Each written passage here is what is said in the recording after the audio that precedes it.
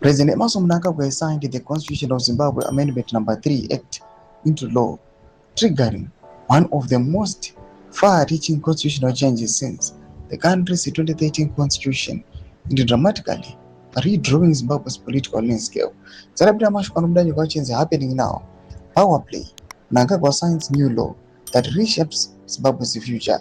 Zarabira Mashkwabuda panguwa ine anokonzika yose after being warned by several activists, by several legislators. Panguwa ine kunonikwa kunzi Zimbabwe panguwa ine irikuya panguwa ine ichiungudza after the Cap 3 has been signed. Inokonzi ine implications inochinja the electoral nezvimwe zvakadaro munyika yeZimbabwe. Ndokuti subscribe or like on the bell icon. Tibira unamo branch kwa mchenzi.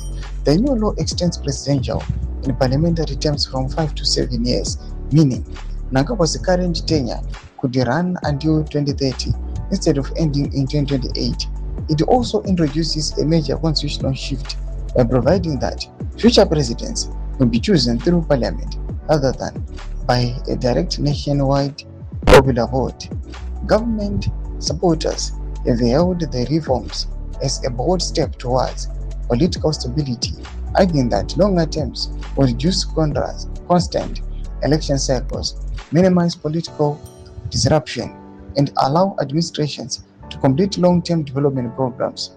Critics, however, have condemned the amendments as a serious setback for democracy, saying they weaken citizens' voting rights, reverse key constitutional safeguards, and consolidate executive power.